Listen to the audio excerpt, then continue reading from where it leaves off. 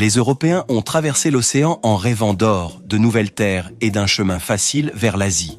Ils s'attendaient à une nature sauvage vide ou à des peuples qui se soumettraient à leur autorité. Au lieu de cela, ils ont trouvé quelque chose de totalement différent. Avant que les combats ne commencent, regardons à quoi ressemblait l'Amérique du Nord avant leur arrivée. Bien avant que les navires européens n'apparaissent à l'horizon, l'Amérique du Nord abritait une tapisserie remarquable de civilisation. Ce n'était pas simplement une vaste étendue sauvage à découvrir. C'était déjà le foyer de quelqu'un. En fait, c'était le foyer de plus de 500 nations autochtones distinctes, chacune avec ses propres langues, cultures et modes de vie. Imaginez cette diversité. Les Houdenots ou Iroquois ont construit des confédérations démocratiques complexes dans le nord-est. Les peuples PBLO ont construit des complexes d'appartements à plusieurs étages dans le sud-ouest. Les Cousas de Floride ont créé des îles entières à partir de coquillages. Parler de transformation extrême de l'habitat. Ces gens ne construisaient pas seulement des maisons, ils construisaient des masses terrestres entières. La guerre n'était cependant pas une importation européenne. Les nations autochtones avaient leurs propres conflits, alliances et luttes de pouvoir bien avant l'arrivée des étrangers avec des armes étranges. La différence, c'est que la guerre traditionnelle autochtone se concentrait souvent davantage sur les victoires symboliques, la capture de prisonniers ou le règlement de griefs spécifiques, et non sur la conquête totale. C'était plutôt du genre « Vous avez volé notre terrain de chasse, alors nous prendrons vos chevaux. » Pas « Nous prenons toute votre civilisation, merci beaucoup. » Lorsque ces Européens sont arrivés, ils venaient chasser 3 choses, l'or, la terre et le pouvoir. Les Espagnols voulaient des métaux précieux pour remplir les coffres royaux. Les Français cherchaient des fourrures et des routes commerciales. Les Anglais convoitaient des terres agricoles et du bois, et tous voulaient planter leurs drapeaux et revendiquer un territoire pour des rois et des reines lointains qui n'avaient jamais mis les pieds sur ce continent. Rien ne dit « c'est à moi maintenant », comme planter un morceau de tissu dans le sol et déclarer la propriété de terres habitées depuis des milliers d'années. Ironiquement, ces premières rencontres n'étaient pas toujours hostiles. De nombreuses nations autochtones ont initialement accueilli ces visiteurs étranges. Parfois par curiosité, parfois pour des avantages commerciaux potentiels, parfois pour de possibles alliances militaires contre des tribus rivales. Les peuples autochtones ont souvent sauvé les premières colonies européennes de la famine en partageant nourriture et techniques agricoles. Parler d'un accueil de voisins. Les Wampanoag, par exemple, ont enseigné aux pèlerins comment planter le maïs, les haricots et les courges ensemble, appelée la méthode des 3 sœurs, une technique agricole sophistiquée qui a probablement sauvé la colonie de Plymouth. Sans cette connaissance, ces célèbres festins de Thanksgiving n'auraient peut-être jamais eu lieu. Mais la générosité était rarement rendue de manière équitable. À mesure que les populations de colons croissaient, leur appétit pour la terre augmentait. Des traités étaient signés, puis violés. Les partenariats commerciaux devenaient exploitants, et ces mousquets qui semblaient être des curiosités se transformaient en instruments de conquête. Les colons avaient essentiellement les pires invités du monde. D'abord, ils mangent votre nourriture, puis ils redécorent, et enfin, ils vous disent de déménager. Peu d'Européens comprenaient ce qu'ils détruisaient. Au moment où Christophe Colomb arriva, les experts estiment que l'Amérique du Nord abritait entre 5 et 15 millions de personnes. Au XIXe siècle, cette population avait été décimée par les maladies, les déplacements et la violence directe. Pourtant, malgré cette force écrasante, la résistance autochtone fut immédiate et féroce. Les Européens ont peut-être apporté des fusils au combat, mais les guerriers autochtones apportaient des siècles de savoir militaire, une connaissance intime du terrain et des tactiques innovantes qui allaient à plusieurs reprises frustrer les armées coloniales. Ces premiers mousquets pouvaient sembler impressionnants, mais ils allaient rencontrer leur match entre les mains de gens qui se battaient pour leur terre natale. Lorsque les colons européens commencèrent leur expansion à travers l'Amérique du Nord, ils apportèrent ce qu'ils considéraient comme un avantage imbattable, les armes à feu. Ces premiers mousquets étaient censés garantir la victoire contre des adversaires primitifs. Les colons ne pouvaient pas se tromper davantage. Ce que les Européens ne comprenèrent pas, c'est que les guerriers autochtones avaient déjà maîtrisé l'art de la guerre adapté à leur terre. Ils n'avaient pas besoin de poudre à canon pour être mortellement efficaces. En fait, ces premiers mousquets étaient bien moins impressionnants que ce que les Européens croyaient. Le mousquet à silex standard des 16e et 17e siècles pouvait prendre jusqu'à 1 minute pour être rechargé, pesait environ 4,5 kg et devenait complètement inutile sous la pluie ou l'humidité.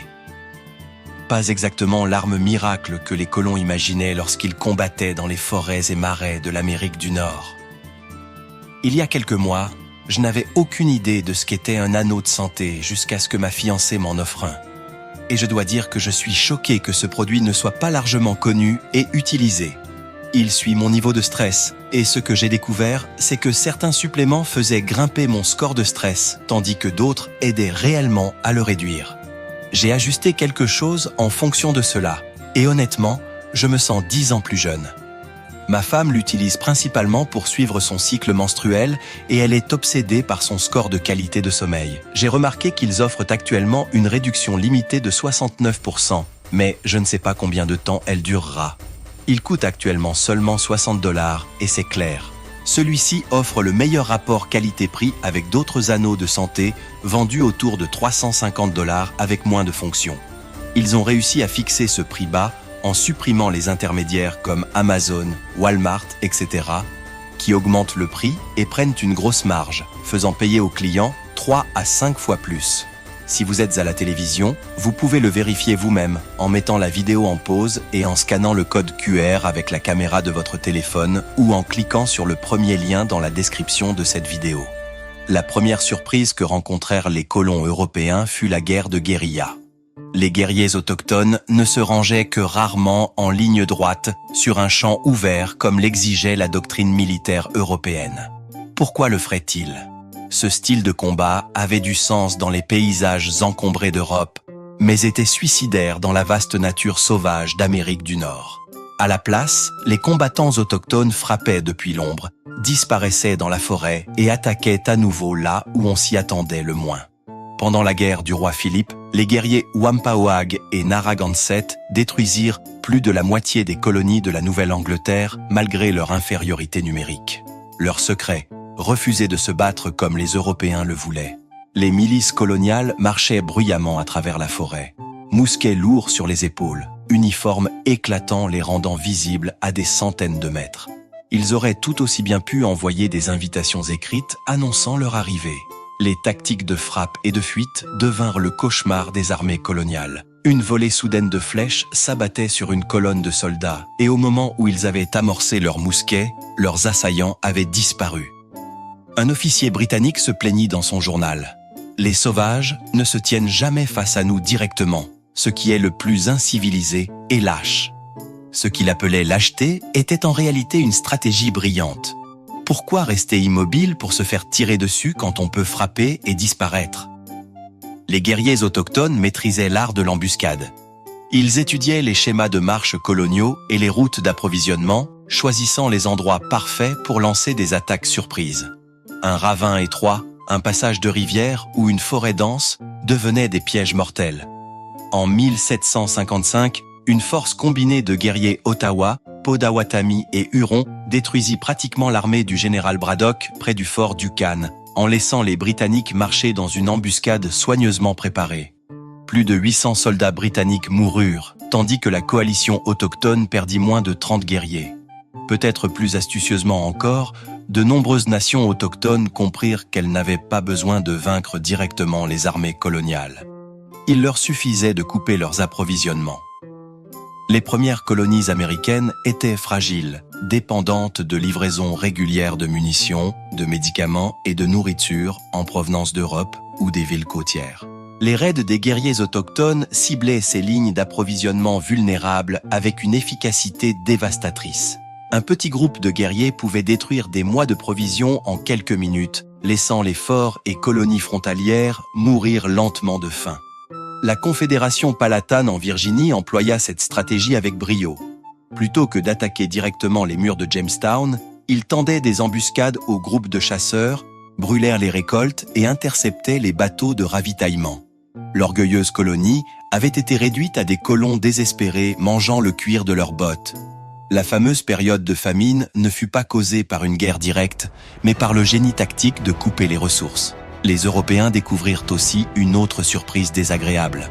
Les guerriers autochtones pouvaient communiquer sur de vastes distances d'une manière que les colons ne pouvaient pas comprendre. Feux de signalisation, motifs de fumée et battements de tambour transmettaient des messages plus vite que n'importe quel courrier européen. Une milice coloniale se retrouvait attaquée, et le temps que des renforts arrivent d'une autre colonie, les guerriers étaient déjà passés à une nouvelle cible, 30 km plus loin. C'était comme si toute la forêt elle-même se coordonnait contre eux. Les colons ne savaient jamais quand ni où une attaque pouvait surgir. Cette incertitude constante engendrait une peur qui épuisait morale et ressources. Les colonies dépensaient des sommes énormes pour construire des murs et poster des gardes, souvent pour des attaques qui ne venaient jamais, car les guerriers visaient autre chose. À mesure que l'inévitable poussée coloniale rencontrait la résistance autochtone, les colons européens réalisèrent peu à peu que leurs armes sophistiquées n'étaient pas l'avantage décisif qu'ils avaient imaginé. Les Amérindiens n'avaient pas besoin d'armes à feu pour mener une résistance efficace. Ils avaient quelque chose de mieux. Alors que les colons dépendaient de leurs mousquets à rechargement lent, les guerriers autochtones maniaient un arsenal parfaitement adapté aux champs de bataille nord-américains. L'arc et la flèche constituaient la pierre angulaire de la guerre autochtone bien avant l'arrivée des Européens. Loin des instruments grossiers représentés dans les films hollywoodiens, ces armes étaient de véritables merveilles d'ingénierie. Un archer cherokee ou comanche expérimenté pouvait tirer jusqu'à 20 flèches par minute. Un rythme de tir qui ne serait égalé par les armes à feu qu'avec l'invention des fusils à répétition 3 siècles plus tard. Alors qu'un soldat colonial s'embrouillait à recharger après un seul tir, il pouvait faire face à une douzaine de flèches avant que son mousquet ne soit prêt à nouveau. Parler d'amener un arc à une fusillade et de gagner.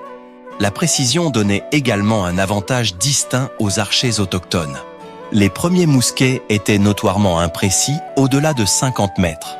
En revanche, des archers autochtones accomplis touchaient régulièrement des cibles à 150 mètres. Les guerriers apaches, dit-on, pouvaient atteindre des cibles en mouvement depuis un cheval lancé au galop, un exploit qui impressionnerait même les tireurs modernes. La nature silencieuse de l'arc ajoutait un autre avantage. Un mousquet annonçait sa position à tout le monde à portée d'oreille, tandis qu'une flèche ne révélait rien de sa source. C'était comme la différence entre envoyer un SMS et hurler son message dans un mégaphone. Les Tomahawks sont peut-être l'arme amérindienne la plus mal comprise. Ce n'étaient pas simplement des haches, mais des outils de guerre polyvalents servant à de multiples usages. Fabriqué en pierre, en os ou plus tard en métal obtenu par troc, le tomahawk traditionnel comportait un manche en bois de 35 à 50 cm et une tête soigneusement équilibrée. Cet équilibre permettait aux guerriers de lancer le tomahawk avec une précision mortelle jusqu'à 9 mètres, visant souvent la tête ou le cou d'un adversaire. Les Européens apprirent vite que prendre la hache avait un sens bien plus littéral lorsqu'on combattait des guerriers autochtones. De nombreuses tribus développèrent des styles uniques de combat au tomahawk qui combinaient coups rapprochés, parades et techniques de lancer dans un art martial fluide. La confédération Iroquois devint particulièrement connue pour ses guerriers capables de passer sans effort du lancer au combat rapproché.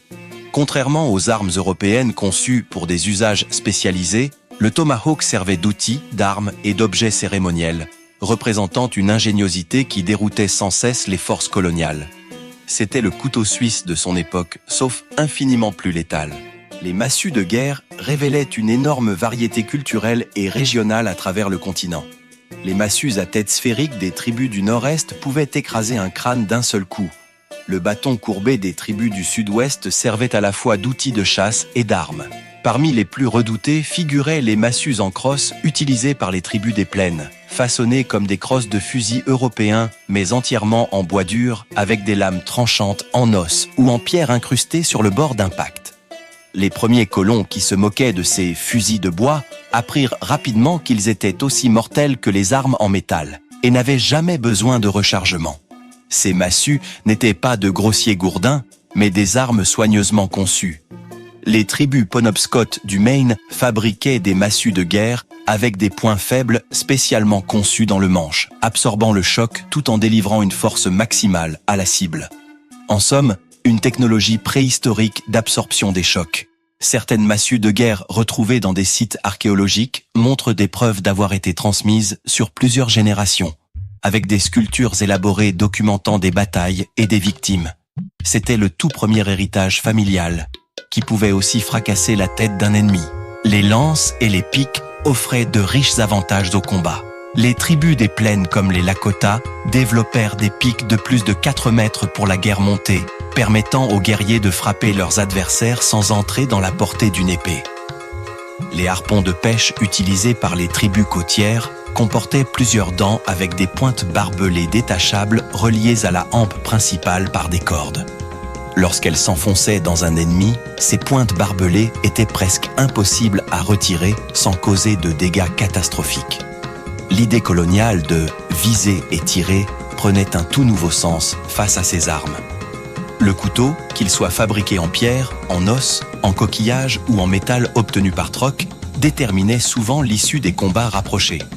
Les techniques de combat autochtones mettaient l'accent sur des mouvements rapides et fluides plutôt que sur les styles rigides de l'escrime européenne. De nombreuses tribus développèrent des couteaux de combat spécialisés aux formes distinctives issues de siècles d'expérience sur le champ de bataille. Le couteau Ute Heart Reaper comportait une lame recourbée conçue pour se glisser entre les côtes, tandis que certaines tribus du sud-est fabriquaient des couteaux à bord dentelés en obsidienne, plus tranchants que l'acier chirurgical. Quand votre couteau peut traverser une armure plus facilement qu'un scalpel moderne ne coupe du papier qui a besoin de balles, les pièges et les collets démontraient une maîtrise de l'environnement qui transformait le paysage lui-même en arme. Les fosses garnies de pieux acérés fauchaient d'innombrables vies coloniales, surtout lors de marches nocturnes. Certaines tribus concevaient des pièges à rondins déclenchés par des fils tendus sur des sentiers connus. Les Delaware et les Shawnes devinrent tristement célèbres pour la construction de labyrinthes élaborés de pièges et de collets autour de leur territoire qui décimaient les forces ennemies. C'était comme « Maman, j'ai raté l'avion !»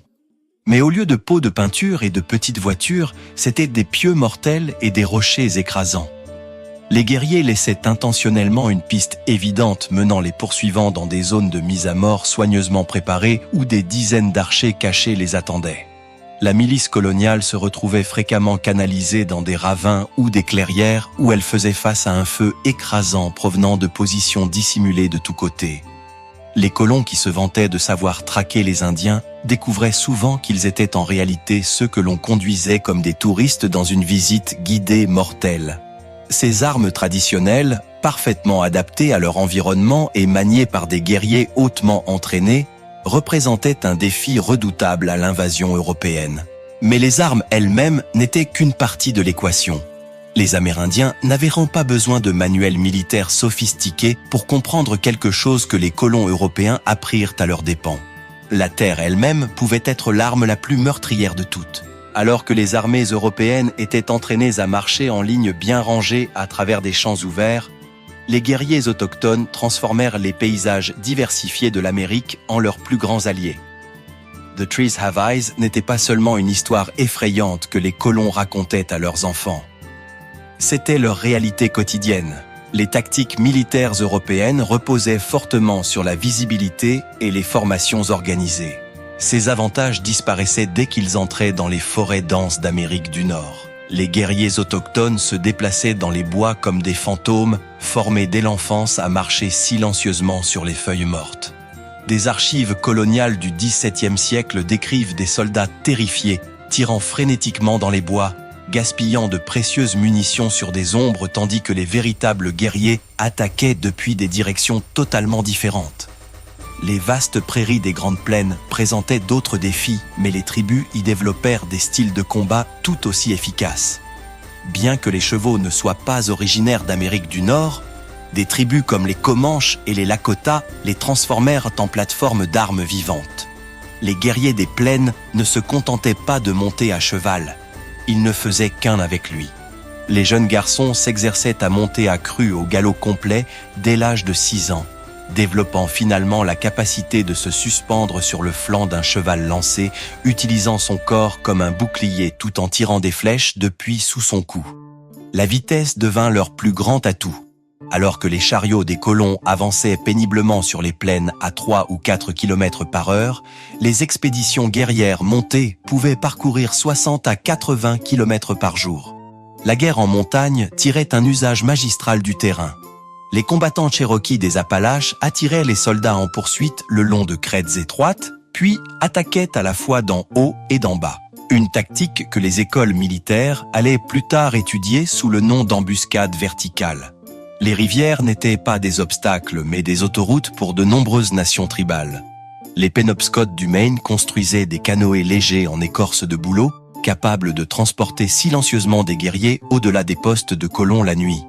Ces embarcations pouvaient être portées par voie terrestre pour contourner des positions ennemies, ce que les lourdes embarcations européennes ne pouvaient accomplir sans faire assez de bruit pour réveiller les morts. Dans le sud-ouest, les défenseurs pueblos bâtissaient leurs villages dans des alcôves de falaises presque impossibles à attaquer. Les conquistadors espagnols se retrouvaient coincés au pied de parois abruptes, criblées de pierres et de flèches, totalement exposées. Les habitations de Mesa Verde n'étaient pas seulement des merveilles architecturales, c'étaient pratiquement des forteresses imprenables, rendant une attaque aussi efficace que d'essayer de frapper des nuages. L'hiver, que les armées européennes utilisaient traditionnellement pour se reposer, devenait la saison de combat privilégiée pour de nombreuses tribus du Nord. Les guerriers autochtones développèrent un équipement spécialisé pour le combat hivernal, notamment des raquettes qui répartissaient le poids sur la neige profonde. Alors que les soldats européens lourdement chargés s'enfonçaient jusqu'à la taille dans les congères, les guerriers glissaient à la surface, conservant toute leur mobilité. Au cours d'une campagne hivernale brutale, en 1690, un groupe de guerriers Abénaquis parcourut 320 km en raquettes pour attaquer des colonies anglaises, un trajet que les Anglais considéraient comme physiquement impossible dans ces conditions. Le froid lui-même devenait une arme. Les guerriers trempèrent parfois leurs flèches avant de les tirer par température glaciale, ce qui faisait geler les pointes dans les blessures. Aussi brutales que fussent ces tactiques, elles reflétaient la nature désespérée de ce qui était devenu une lutte pour la survie. De la même manière que les Amérindiens avaient adapté leurs techniques de combat aux paysages diversifiés de l'Amérique du Nord, ils allaient bientôt développer d'autres tactiques de guerre. Dans la bataille pour l'Amérique du Nord, les Amérindiens comprenaient quelque chose avec lequel de nombreux stratèges militaires modernes luttent encore. L'arme la plus puissante n'est pas celle qui tue le corps, mais celle qui conquiert l'esprit. Bien avant que les colons européens n'arrivent avec leurs mousquets et leurs canons. Les tribus avaient perfectionné des tactiques de guerre psychologiques qui feraient aujourd'hui prendre des notes aux forces spéciales. Les cris de guerre demeurent l'un des éléments les plus reconnus, mais aussi les plus mal compris de la guerre amérindienne. Loin d'être des hurlements aléatoires, ces sons de bataille étaient des armes sonores soigneusement conçues. Les hurlements aigus et modulés créaient un effet acoustique désorientant qui rendait presque impossible toute communication ou coordination chez l'ennemi. Les unités militaires européennes dépendaient fortement des ordres verbaux pendant les combats. Lorsque les guerriers haudenosaunés lançaient leurs cris de guerre, les milices de colons ne pouvaient souvent plus entendre les ordres de leurs officiers par-dessus le vacarme. Selon des journaux du XVIIIe siècle, certains soldats britanniques bourraient de tissu leurs oreilles avant les batailles contre certaines tribus, pour découvrir que cela les rendait plus vulnérables aux attaques surprises qu'ils n'entendaient pas venir. Les tambours jouaient un rôle tout aussi stratégique. De nombreuses tribus plaçaient les tambourinaires à des distances spécifiques afin de créer des échos qui faisaient paraître leurs forces beaucoup plus nombreuses. Lors de raids nocturnes, les tambours résonnaient depuis plusieurs directions, convainquant les colons qu'ils étaient encerclés par des centaines d'hommes alors qu'il n'y en avait peut-être que quelques dizaines. Dans certains cas documentés de la guerre de 7 ans, des avant-postes entiers furent abandonnés après des nuits de tambours psychologiques, sans qu'une seule flèche n'ait été tirée. L'usage stratégique de l'apparence transformait les guerriers autochtones en armes psychologiques. La peinture de guerre n'était pas qu'une décoration, c'était une armure psychologique. Le rouge symbolisait la guerre et le sang pour de nombreuses tribus, tandis que le noir représentait souvent la mort ou le monde des esprits. Peints de ces couleurs, les guerriers semblaient surnaturels aux yeux des colons européens, dont beaucoup étaient déjà superstitieux. Certaines tribus appliquaient la peinture en motifs ressemblant à des crânes ou à des traits animaux, déclenchant des peurs primales chez leurs adversaires. Ces tactiques visuelles fonctionnaient si efficacement que les autorités coloniales émirent des ordres interdisant aux soldats de parler des « sauvages peints » devant les nouvelles recrues, de peur de miner leur morale avant même qu'ils n'atteignent la frontière. Le choix du moment des attaques multipliait leur impact psychologique. Les guerriers autochtones préféraient l'aube et le crépuscule, des moments où la vision humaine est perturbée par les ombres et la perception de profondeur. Une étude sur les attaques de l'époque coloniale a révélé qu'environ 60% se produisaient durant ces périodes de lumière transitoire. Les colons appelaient le crépuscule l'heure indienne et se replièrent souvent dans des positions fortifiées avant le coucher du soleil. Plus terrifiantes encore étaient les attaques à la pleine lune, lorsque les guerriers frappaient durant les nuits les plus claires du mois, envoyant le message qu'ils pouvaient attaquer quand ils le voulaient, de jour comme de nuit. La privation de sommeil devint une tactique raffinée qui épuisait les ressources des colons sans risquer la vie des guerriers. De petits groupes se relayaient pour faire du bruit autour des colonies toute la nuit, cassant des branches, imitant des cris d'animaux ou tirant parfois des flèches sur les toits. Après plusieurs nuits sans sommeil, les colons épuisés commettaient des erreurs, se disputaient entre eux et devenaient des cibles faciles. Un médecin de frontière, en 1772, a documenté ce qu'il appelait la « folie des frontières », une condition où des colons privés de sommeil devenaient paranoïaques et incapables de fonctionner après des semaines de harcèlement nocturne. La guerre de l'information jouait également un rôle crucial. Les tribus laissaient délibérément derrière elles des preuves de leur présence. Des empreintes pointant dans plusieurs directions, des campements abandonnés suggérant des effectifs massifs ou encore des objets stratégiques porteurs de messages spécifiques.